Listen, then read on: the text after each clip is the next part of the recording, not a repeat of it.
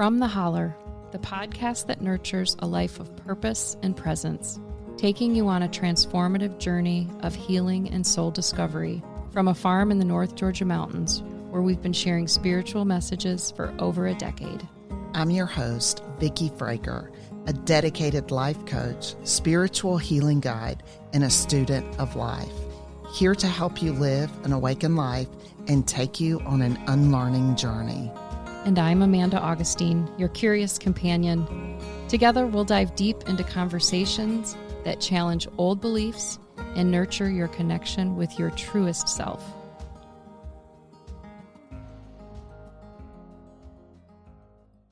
Hello, Farm to Souls family. We're back. We're going to talk some more today about feeling our feelings. Woo! It's a big one.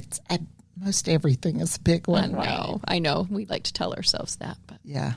No, feel your feelings. So we talked a little bit last time about the healing journey and what that looks like. A whole layer of that, I think, is being able to feel your feelings, which I've struggled with. So this will be an interesting conversation today. I'm looking forward to it. Welcome, Vikki. Thank you.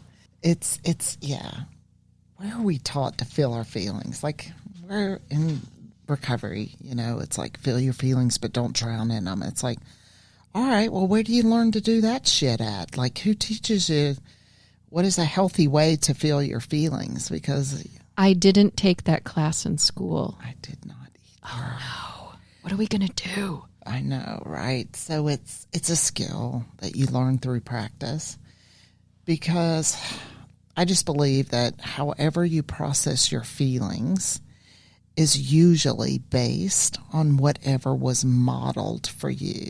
For my people, me. Mm-hmm. The first part of my life, it was all about stuffing feelings. That was where addiction, got its fuel, was from not dealing with feelings and just stuffing them. By drinking or drugging or whatever, yes, whatever the choice is, right? Yes, that was my choice. And then also more culturally acceptable things, accomplishments, attention, anything that focused on the external, so I didn't have to feel. Or the pendulum would swing, because the little bit of time I spent around my father, what was modeled was just explosive behavior. And so the pendulum would swing from not feeling feelings at all to taking everybody out with every feeling I had. And so it was a very long process, and it's not something you master, you cross it off the list and you move on. It's like, no, you have to, this is a lifelong journey of really acknowledging and honoring and feeling your feelings, but not drowning in them. So I know for some people, and we've seen this with some of the course offerings that we've done, is that people are very hesitant. For some people, feeling their feelings can be extremely scary because it takes them back, or it reminds them, or just feeling for some people is scary. So what do you say to those people? Yeah, I can tell you, feeling feelings for me was scary because it felt like I was out of control. And one of the things that I had the illusion of being in control. And so, again, it was all a big lie. The last thing, I had was any kind of framework that was healthy around my life. But feeling our feelings is not a state of being out of control. It may be for some people, and there may be times when we do that.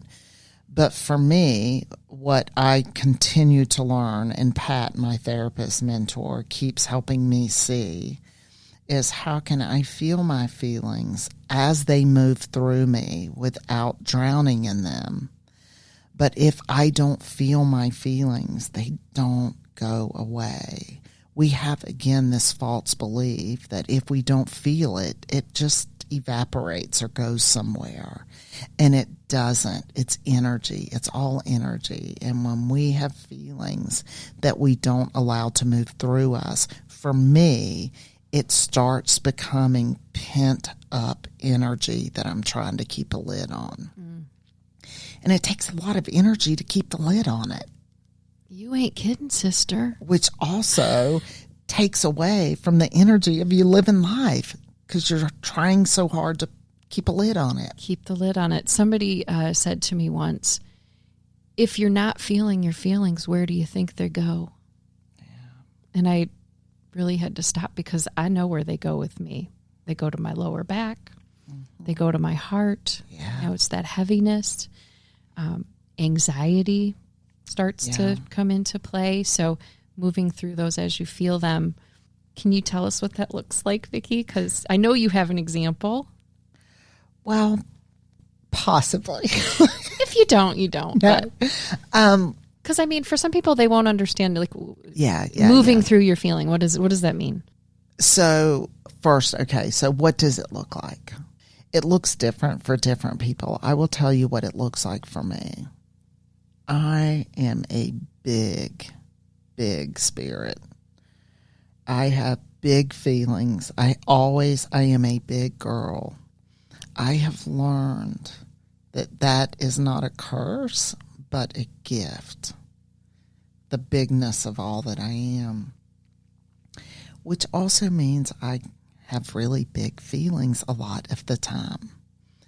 And I had to learn the skill of what it looks like to feel something and give it the space and the grace, compassion that it needed to move through me without immediately going outward or immediately going to my mind, which takes me to extremes, all or nothing. Mm-hmm. And my mind would say, it's always like this. You've never blah, blah, blah. It's, it's those big words, extremes, always, never, And so if I go to my mind, I lose myself in a mind story rather than actually allowing myself to feel the feeling. So if it's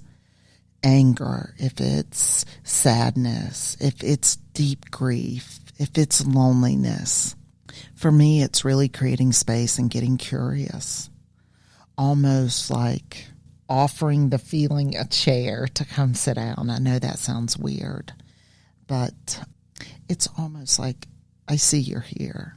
Come sit down. What are you here to teach me? What are you here to show me?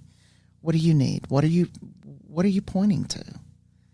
And again, that's like, well, isn't that in your mind? It's like, yes, but then just sitting and being with the feeling and knowing that it will move through. It's going to move through, but not getting lost in making up stories of whatever the feeling is kicking up, but just really let the feeling move through us. And it's not just the painful feelings. It's the good feelings. It's connection. It's intimacy. It's joy. Yeah, you automatically think, oh, it's just going to be these uncomfortable feelings. But I think when you stop and allow even the joy and the happiness and the excitement to move through you, when you stop and connect with yourself and feel it, allow you to stop long enough to enjoy it. Because a lot of times we just kind of, oh, there it is, and then there it went. It's a positive feeling.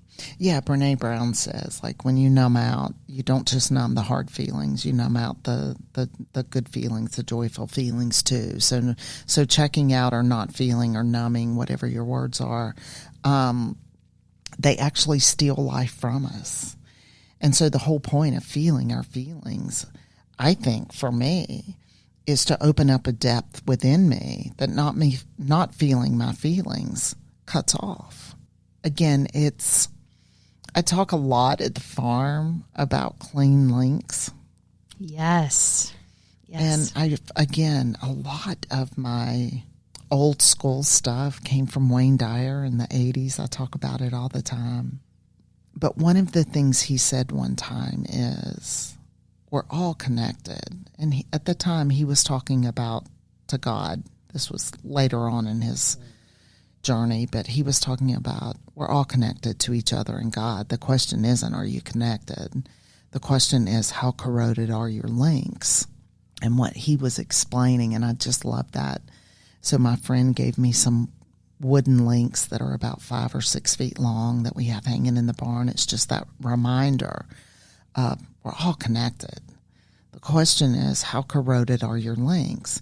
And that to me has to do with feeling your feelings, because not feeling your feelings actually corrodes your links and dulls the connection with you, life, and others, God, with everything, yourself. And so feeling your feelings is one of the cleanest ways we can actually clear out the connections in our links. Yeah, I remember you talked about this at a signpost gathering at the farm, and you were talking about the clean links. And what I think we were talking about, if you asked your husband to do something and he didn't do it, or and you're frustrated, and this keeps going on, and you've asked him several times, and so the more that your frustration starts to mount, though, that's what's corroding those links. Like if you just feel the frustration and be honest with it, then you don't. I feel like you hold other people hostage by not having those clean links, right? Is that how it was explained? I'm trying to remember the story, but it was... No, you're doing great. No, you're doing great. One of the things, again, Brene Brown says is, I can choose discomfort over resentment. And so, again, this goes in alignment. These are other tools with feeling your feelings, because it is hard to feel our feelings and then be honest about what is there, and then actually take the next step, which is sharing it with the other. Right, getting it off your chest, right? Yes. And so with that, what my understanding of what Brene was basically saying is, when you don't feel your feelings and actually communicate that in a healthy way, no matter how comforting it is or how difficult it is, you're going to hurt the relationship every single time. Yes. And so even though it's uncomfortable, I'm going to choose being uncomfortable because I care about the relationship. And so that's kind of what I think we were talking about, is feeling our feelings. Because I think when we don't feel our feelings, for me, let me just say this about my journey. When I don't feel my feelings, the biggest disconnection that I feel immediately is with God and myself. I start feeling cut off from God as I understand God, and I start feeling cut off from myself. Mm-hmm. And that's dangerous for me. That's dangerous for me, because then I go into those places of pretending and playing roles and being who other people need me to be. And that is nothing but completely heartbreaking for me. Yeah. No, that makes sense. What would your recommendation be for somebody who maybe doesn't have those clean links, that wants to get rid of the corrosion? Is it just a matter of going back? I mean, I feel like sometimes so much is built up. Like, where do you even start to decorrode those links? Oh, that's a great question. Again, it's always, you just start where you are. I would say in this place, there, going back is later down the line, that if you are disconnected from the deepest part of who you are, then I would offer to create awareness and energy and focus around reconnecting with your heart, reconnecting with what's in your heart, the things you love. I always say, when you let yourself love what you love, that's actually the greatest way you can love God. That's the greatest way you can love others. Because that's what's deep in your soul to come out, right? That's what you were created for, is to bring what's inside of you out. But a lot of times we don't even know how to go on that journey of going inward. And then we're afraid to really look and honestly see what is there. And I just always want to remind everybody, what is there was specially picked just for you, that only you can bring forth. If you don't connect with your heart and share that, the world misses out. So you connecting with your heart and you actually sharing what you can in the only way you can is the greatest offering back to the Creator to life, to the world, to your relationships. But a lot of us were taught that that is selfish. And so we deny and cut off that access to what we really came here to do. So in the healing process, we cut off pieces of ourselves, right, as we move through life based on experiences. And I've heard you say this, that when you do go back, and you're not saying to go back if you're not ready to go back, but if you do go back and you start feeling some of the feelings along the way in those places where you cut yourself off, you can actually reclaim those pieces. Can you talk more about that? Yeah, I think, I so long to be adored and seen when I was younger, and even now, but we all do. That's what we're created for. But I would do anything to feel loved and seen. And so I learned early on certain things that were just natural to me didn't get the attention that I wanted. So subconsciously, I just thought, I'm going to cut these pieces off of myself because they're not lovable. And I didn't even realize as I went through life in my younger years, whatever wasn't attractive or loved, I would cut off. And it's like I whittled myself away.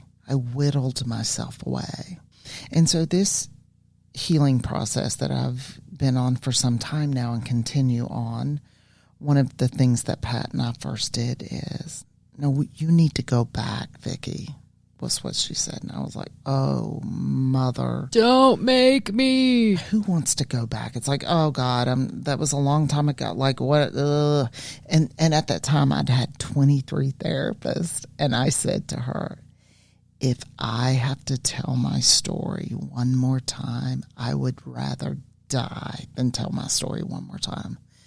And she said, oh, I'm not offering you to tell your story one more time. This is a completely different journey, Vic. This journey that I'm offering you is let's go back and look at all those pieces you cut off and let's go reclaim those. Let's bring those back into, let's honor those places. Let's honor those pieces. Let's go get that shit so we can actually reattach that stuff so you can reclaim the wholeness of who you've always been. I love Pat. Everybody loves Pat. We love you, Pat. Pat is very wise. And in turn, Vikki, you are very wise. And I think that feel your feelings is a scary topic for a lot of people, but somehow you make it unscary. And I think the adventure of going back and reclaiming those pieces is enough for me to want to go back and feel. So, yeah, it's a beautiful journey. It's the lens through which you choose to see, the lens through which you choose to look through. If you choose to see it's hard, it's painful, it's not worth it, then that's what you're going to see. But if there's something aching in your soul, if there's something missing that when you get still, you can feel something's missing.